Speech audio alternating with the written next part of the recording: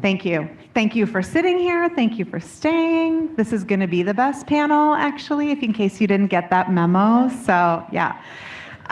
Yeah, we're happy you're here. How many of you guys are from brands? Okay, ad tech. Just trying to get a sense of. There's some crowd over here, too. Oh, yeah, and there's some crowd over here. Hi. Agencies? Okay, great. Okay, so we have a little bit of everyone. I'm Erin Newkirk. I'm the Chief Brand and Marketing Officer at Caribou Coffee. We are mostly an upper Midwest brand with a smattering in some other countries. You may see us at airports as well. But we're all about specialty coffee and quality ingredients. We make people feel really great when they come to our stores. That's the short version.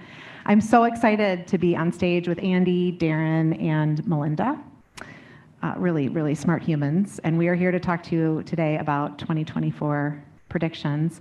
One of the things, actually, as we were just gathering upstairs, is reflecting on all of the awesome conversations and insights from the week. And we wanted to make sure that we actually owned the moment of being the final panel. So I'm going to roll it over to everyone in a second to introduce themselves and get us going. But before I do hand it off, I just want to say thank you for being here. And what we're going to talk about moving forward is a little bit of this and a little bit of that and all the things that we think you should take with you into the next time we all get together with Brand Innovators. So I'm going to actually start at the other end of the stage, and I'm going to start with Andy. So Andy, will you tell us who you are, what you do, and a little bit about what you're thinking about as we head into 2024? Thanks, Erin. Really good to meet everyone, and thanks for sticking around for us. I'm Andy Franks. I work at a company called Circus Street. I'm the Global New Business Director. What is Circus Street, you're all asking? We're a digital skills training company.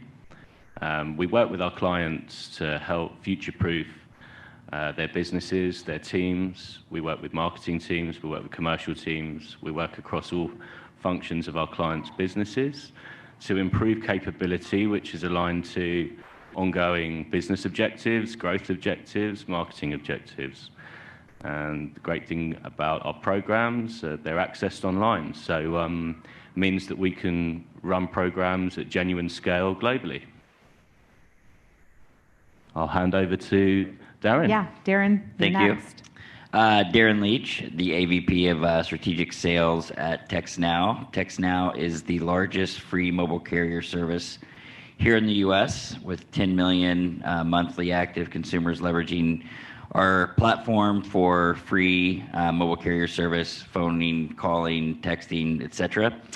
And, one of the things that I think as we go in, and it's, not a new thing, but just getting better and better with the technology that is being developed and improved upon that's out there in the marketplace over the past, many years, but continually to get better at measurement and having some standardization around measurement, which can be very vague in many respects, but as it becomes, more granular at what you can do on lower funnel conversions, I think is with everything that goes on in the world, performance is going to be something that is, always going to be needed to prove out the value and the return on advertisers' dollars. So I think measurement is going to be something that continues to become, even more important as the ability to measure more, comes to fruition.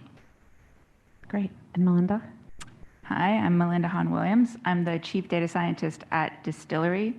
Dstillery is an audience targeting company, and our most exciting product these days is ID-free targeting. So it's a way of reaching people without any IDs, using AI targeting to find people that haven't shared any information about themselves digitally, have no ID, in a very privacy-friendly way. And so it's about offering a way that brands can continue to reach people through these transitions in tech, through different availabilities in technology, in a way that makes sense for those consumers and is friendly to them. Awesome. Okay, so Darin, you started to touch on this a little bit. What are you guys really focused on right now for 2024? And again, thinking about the whole array of what we've been talking about so far. Yeah, I'm sure that this isn't the first time that this phrase has come up this week, but the cookie Armageddon is upon us. or will be. And so I think, how do you prepare for that, which, it sounds like it's definitely happening in early 2024. And bracing for impact in many ways, because not everyone knows like how, the market and the programmatic space, which we're very heavily involved in active on the programmatic side. So do we have the right tech stack? Do we have the right IDs or identifiers, or do we need to be, creating new ones? So there's just a lot of things that, are happening in the market that are outside of our control. And so I think for any brand or any advertiser or any platform or publisher that's out there, building a lot of different strategies around what can happen if this happens, right? And kind of having some plans in place so that if, programmatic revenue drops by 30% on day one of the cookie going away, what are you going to do to try to shore that up? And how are you going to be, making sure that you have the right partners to test out a different ID the next day? And, so there's going to be a lot of testing and learning, I think, as the cloud dissipates. So for those that are not planning, I would just kindly recommend that you start planning and getting, some of those things in place, because it's going to be a crazy year. Okay, Andy, I feel like that's a softball to you, right? Because as someone who works with more humans, who works with technology, how would you say to start planning that work? Yeah, a really nice segue, actually. Look, the relationship that we have with our clients at Circus Street, as I said before, we really help to future-proof. We help our clients make sure that they're preparing their teams to be able to take advantage of all the opportunities that Darin was talking about. Actually, there's a stat. I forget where I came across it actually, but I'll use it anyway. It'd be interesting to see how it resonates with the marketers in the room. But yeah, 80% of marketers feel like the industry's sort of evolved more rapidly in the last 3 years than it has in the last 50. Right? So, that's a bit of a statement. Maybe Erin, how does that resonate with you being a CMO? I think that's true.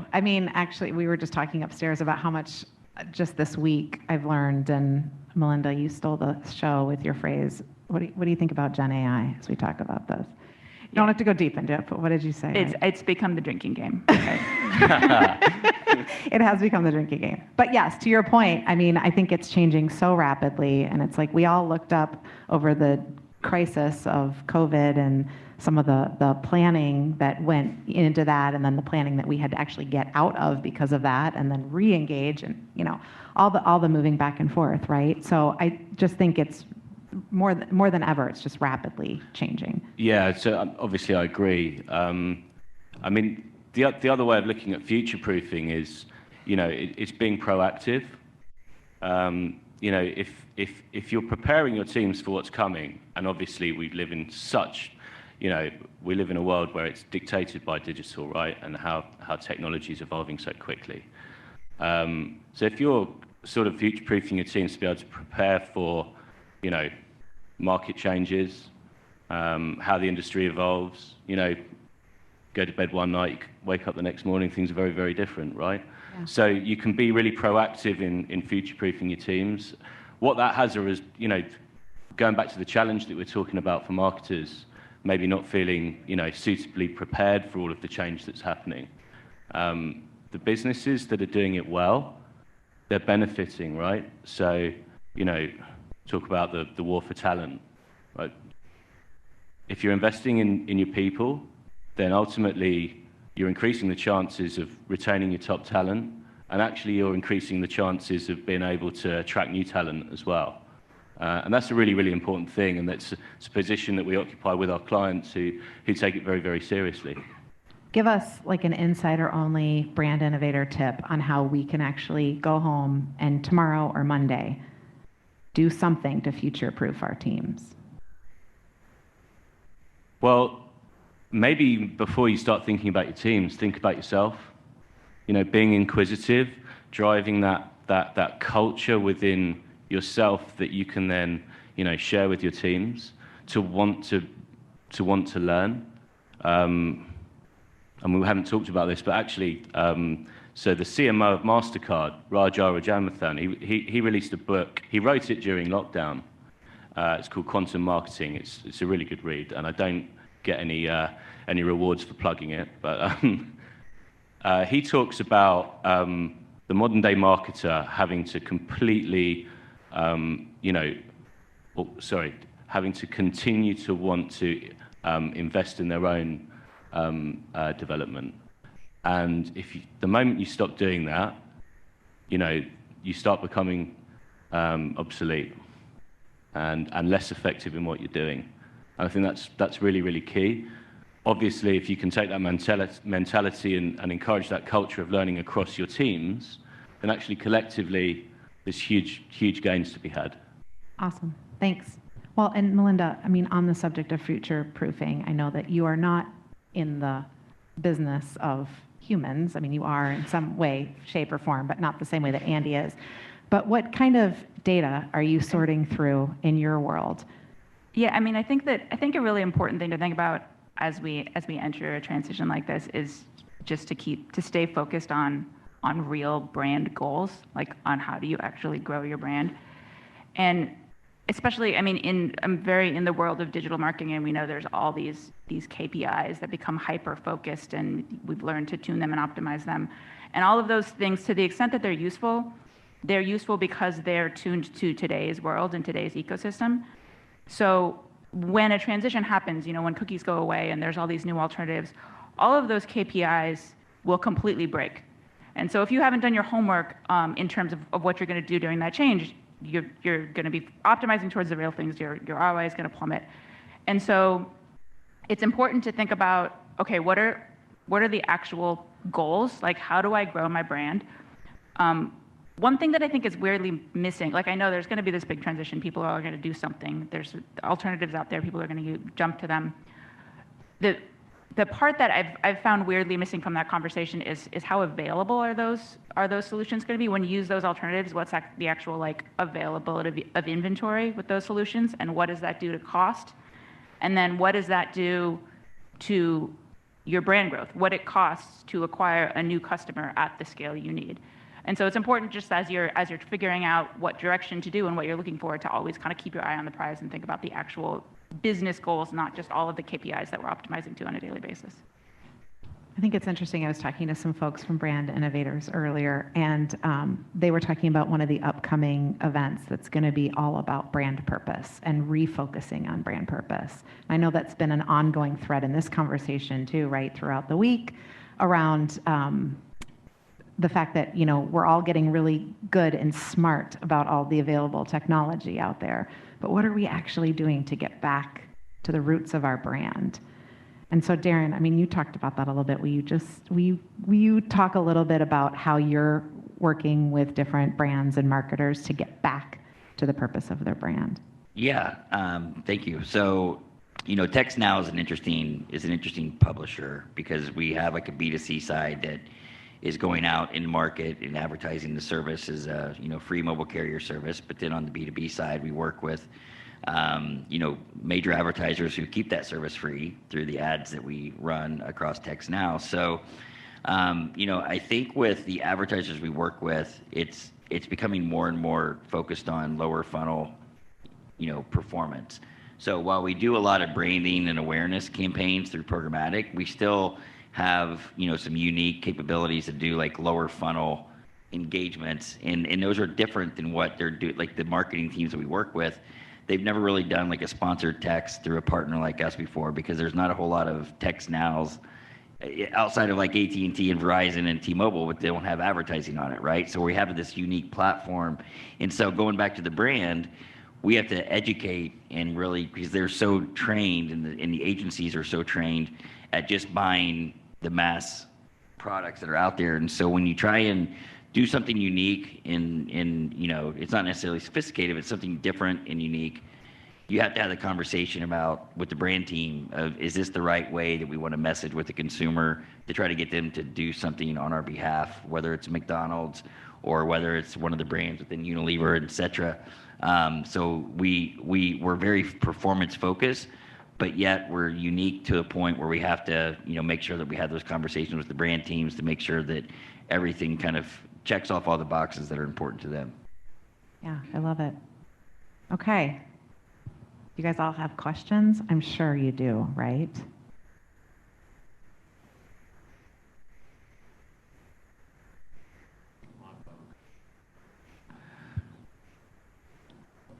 Should we?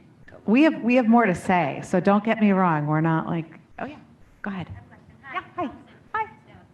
Erin, what are some of the trends that you're excited about? I think getting back to purpose is definitely one. It's actually why I joined the company, a few years ago. I think you know that already, so thanks for the ask. But I think it's something that we have to, right? I was talking earlier this week at AdWeek. It's also going on this week, in case you didn't know. And one of the pieces that came up is what I call marketing math. So, we all know like girl math and dog math and all the other maths. Marketing math to me is the who plus what plus when plus where plus why plus how, right? And I think that that's something I push my team on all the time. It's not as sexy as, what frequency challenge are we running this week in our loyalty program, which is a very important engine for our business. But it really takes a moment for us to pause and say, okay, who are we talking to? What are we trying to say? What are their needs, wants, jobs, dreams? How can we actually make that connection on a deeper level? So that's a big piece of it. And I think the reason that's becoming increasingly more important is because of all the continued distractions and, really horrors that are happening in the world right now, right? So like, how are we all uniquely going to market in a way that's really meaningful and we can provide a really meaningful experience for the people that choose to spend their dollars and their time with us? So thanks for the question. I have a question about Caribou specifically. Oh, okay. Tonka Bay is my location. Oh, And yeah. also my workplace, because we're a work from home family, and the basement gets full pretty quick. So, is there, you talked about at the beginning how we're in airports, we're in Midwest typically. What are the growth plans? Because everyone's sick of Starbucks. Yeah, well, and it's interesting always coming to like a town like New York, right, where there aren't any Caribou locations. We do serve it here and there. We're actually in a lot of growth right now. We've announced that we've signed on a few really important powerhouse franchisees, and they've signed up for really doubling our business within the next few years. And then we're also still growing, and we're growing in different areas outside of the Midwest. So we'll be in Florida, and we're going to Michigan and Ohio, and so we have a lot of stuff going on right now, and I think that's interesting because the world needs more Caribou, right? My follow-up then would be, there's the drive-through location. Yeah. This got Little put Caribou cabin. near my place. Yeah. Is that part of the future plan? Definitely. Yeah. Do you like our little Caribou cabins? For those of you who don't know, they're little blue cabins and speedy service. Yeah. Thank you. And go Minnetonka. Yeah. Hey, Jason, Brand Innovators. Yeah. Hi, Jason. Everybody for being here. And first time in New York. This guy here on the end. Is that true? That didn't come up. Yeah, first time in New York this week. Wow. Yeah, Welcome. I've got my colleague here, Martine, who's been Yeah. showing me the city. We've been having a great time. That's great. Went to the Garden yesterday, saw a Knicks game. Oh, that's awesome. My question is, obviously with TextNow being on your panel, mobile obviously is such a big platform. Huge. Email was such a big CRM space for a while, still is. Like to know about further in mobile, SMS, messaging. How important is that for you guys as a growth brand? How does that lead to loyalty, and how do you use that also to message brand purpose? And what are you doing? Well, and that is why I was asking Darin some of the questions about the brand piece, because we were fortunate enough to have a really good conversation earlier this week with TextNow. It's so important. I mean, when you're thinking about capturing the youth, right, telling them about your brand and quickly getting from awareness to consideration, which is, the next step. But these days, I feel like everyone's combining the two almost, because there's no attention to, well, first you got to build awareness, and then you got to go to consideration, and then you get into acquisition. It's like, nope, okay, you have 2 seconds. Go on loyalty, So I actually I think that mobile is a huge opportunity because, how often are you apart from your phone, right? I have mine in my back pocket. I'm not going to spare y'all me reaching for it. It's almost like brand in hand to some extent. So I think it's a huge piece of it, and it's also figuring out how you can not only share who you are and what you do and why people should care, but also how can you bring them in for the first time so they can experience it themselves. And all of that's really compressed and possible, I think, in mobile. Does that answer your question? And Darin, do you want to add anything to that? Just that you're exactly right. I mean, I think with mobile, especially like with loyalty programs and so forth, it's all mobile because the phone is in your pocket and next to you when you wake up in the morning. And so, and also when I was talking earlier about measurement, you can now measure so much more in that mobile experience. So it's not just getting someone to download your app and then saying, okay, well, I hope they use it. It's actually having someone download your app and then having them register and moving them down that funnel and then having the capabilities or the ad partners to actually know where in that funnel this consumer is. And so if they've already downloaded but haven't registered, what can I do to get them to register? And then, a lot of QSR and mobile ordering apps and so forth, which is, incredibly high growth right now. I mean, I'm sure everyone here has ordered something on your phone to either be delivered or you go pick it up. But that's like that final, or not final, but that's like the final frontier of that funnel that you're trying to get them to. And by the way, back on that registration piece, that's incredibly important for a brand because previously you really haven't had a lot of chances to get that information, which they give you your first name, their last name, maybe their date of birth, maybe their home address and their office address to be, pre-populated if they're going to order something at work or order something for home. And then also, their email address and their phone number so you can send them follow-up emails or follow-up texts to let them know, hey, your order is 15 minutes away or it's 5 minutes away or it's here. Like all that starts with that registration piece, right? And so it's not just getting that top of funnel kind of engagement and conversion, but it's actually moving those consumers down the pipe and down the sales funnel to actually get them to achieve that full funnel activity that you're trying to drive. I think, and adding to that too, because you were making me think, Darin, as we were talking, I mean, I alluded to this, but when I think about the age groups that most brands are going after, I mean, email is not really a meaningful point of entry, right, in their day-to-day, in their conversation or their just attention. And I also feel like the one thing that's been really interesting and I think really promising is just the added legal focus from different mobile-first companies, and both from a agency perspective, but to a technology or a platform, and that's been great, I think, for brands to be able to unlock as well. Legal's always here, right here. Erin, what you were saying about, brands actually returning to, Purpose. being marketers. Yeah. Oh, yeah. Developing or redefining brand value proposition and having a purpose for their consumers. I think that's what's, in my opinion, been missing for a long time. I think, to take advantage of, what Darin can offer you with TextNow, it's all well and good, but if you haven't actually established that value proposition for your consumers, then it all falls down. I think, we've been guilty for a long time of, and look, digital technology's been, I suppose, the reason for it, but it's encouraged a sort of a mindset to think channel first, right? So it moves away from the brand. And I think, look, for me, being here this week, I've had access to some fantastic insight on this stage, but the recurring theme for me throughout has been a real return to establishing value proposition and dare I say it, genuine purpose, not just purpose, for purpose sake. Right. But that completes the cycle, doesn't it? Because then if you are actually trying to engage a consumer, then you've got a much higher chance of interacting with them if they already buy into what you stand for. Yeah, excellent point.